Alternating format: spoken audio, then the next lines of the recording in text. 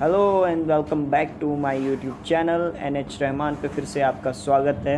और आज हम करने वाले हैं क्लास 10th NCERT मैथ्स का चैप्टर नंबर 8 में एक्सरसाइज 8.1 का क्वेश्चन नंबर 9।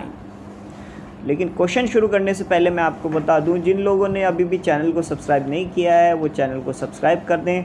और अगर वीडियो ये अच्छी लगे, हमारी ज़रा भी मेहनत आपको पसंद आए तो वीडियो को लाइक ज़रूर करना। In triangle ABC right angle at B if 10A equals to 1/√3 so prove that first part and second part. So first part जो आपका है वो मैं आपको पहले बता दूं कि ये मोस्ट इम्पॉर्टेंट है, क्योंकि ये ईयर 2008 के पेपर में, 2013 के पेपर में, 2018 के पेपर में और 2020 के पेपर में भी आ चुका है। तो 4 साल लगातार आया। 21 में तो पेपर हुए ही नहीं खैर, लेकिन 22 में ये आ सकता है और इसके आगे भी। तो ये लगातार आता रहता है ये क्वेश्चन, तो कह सकते हैं कि आपके ईयर में भी आ जाए। तो इसीलिए बहुत ध्यान से इस क्वेश्चन को देख लेना। तो क्वेश्चन शुरू करते हैं। जैसे कि हमें बताया गया है 10A की वैल्यू जो है वो 1/√3 है।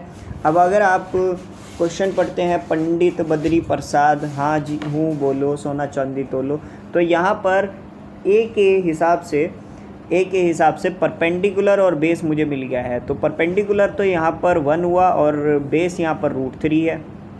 सो ये चीज़ तो मुझे प्राप्त हो गई।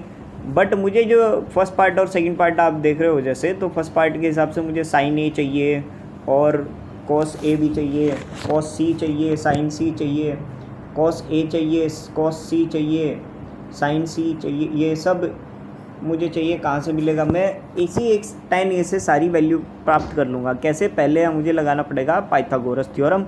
सो पाइथागोरस थ्योरम जिनको नहीं आती तो उसके लिए हमने स्पेशली अब वीडियो बना दी है, आप आई बटन पर क्लिक करोगे तो देख सकते हो। तो अकॉर्डिंग टू पाइथागोरस, परपेंडिकुलर का स्क्वायर प्लस बेस का स्क्वायर बराबर हाइपोटेनियस के स्क्वायर के होता है। परपेंडिकुलर और बेस तो मेरे पास है ही, √3 का होल स्क्वायर और 1 का स्क्वायर प्लस, अच्छा आपको पता होगा √3 की मल्टीप्लाई जब भी √3 से होती है तो जो अंदर नंबर है यानी 3 वो बाहर आ जाता है। तो मेरा आगे क्वेश्चन आता है 1 + 3 बराबर हो गया है हाइपोटेनियस के स्क्वायर के। सो यहाँ पर 1 + 3 करूँगा तो ये आ जाएगा 4। तो हाइपोटेनियस स्क्वायर आ गया है मेरा 4। स्क्वायर का उल्टा आपको पता है रूट होता है, √4 हो गया है 2। तो h की वैल्यू मेरी आई, हाइपोटेनियस आई मेरी 2। सो ये बात तो जाहिर हो गई। अब मुझे यहाँ पर साइन ए और कॉस ए की वैल्यू मिल जाएगी।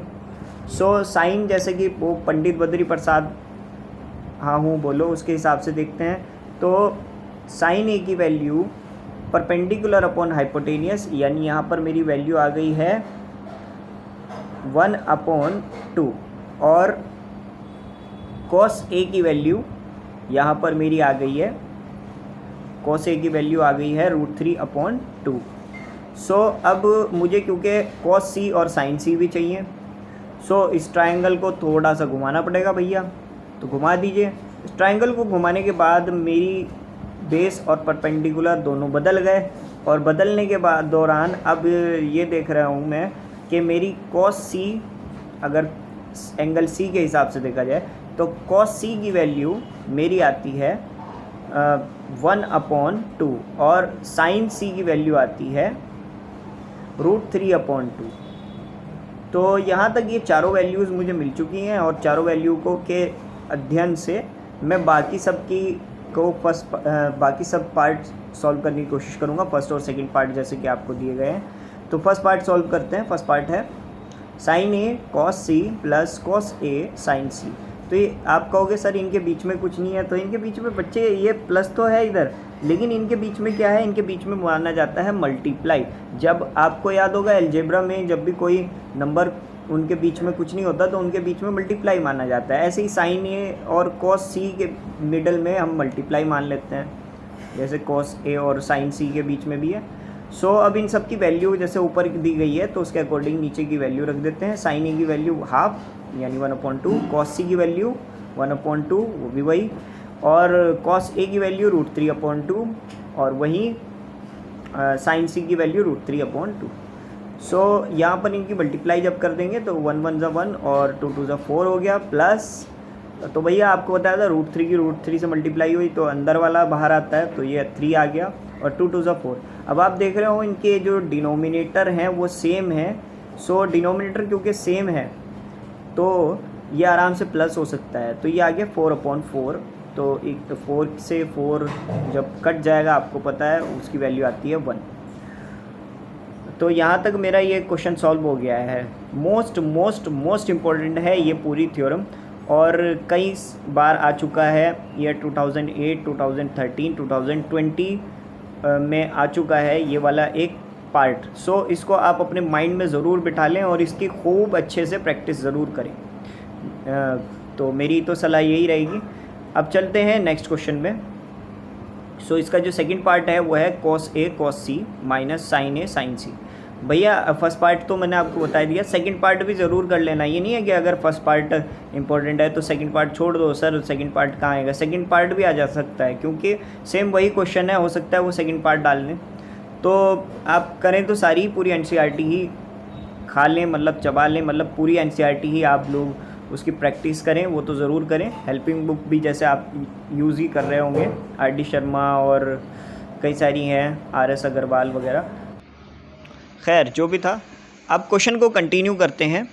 सो क्वेश्चन मेरा था cos A multiply by cos C minus sin A multiply by sin C। सो इन सब की वैल्यू रखना शुरू करते हैं। तो cos A की वैल्यू आती है √3/2, वहीं cos C की वैल्यू आती है हाफ, माइनस sin A की वैल्यू मेरी हाफ थी और मल्टीप्लाई उसके बाद sin C की वैल्यू मेरी आती थी √3/2। सो √3 से मल्टीप्लाई हो गया 1 का, तो √3 1 ज़ा √3, 2 2 ज़ा हो गया है 4, माइनस √3 की मल्टीप्लाई 1 से करूँगा तो √3 दोबारा आ जाएगा और नीचे भी 2 2 ज़ा 4। सो अगर आप देखो तो √3/4 माइनस हुआ √3/4 से, तो जब सेम नंबर कहीं पर आते हैं तो माइनस होने के बाद तो आ जाता है 0 भैया। सो ये हो गया है आपका सेकंड पार्ट सॉल्व। सो आप इसको नोट कर सकते हैं, आपकी मर्ज़ी है, आप चाहे वीडियो को पॉज कर लें, चाहे मैं आपको 10 सेकंड्स दे देता हूँ इसको नोट करने के। टिक टिक शुरू करो भाई।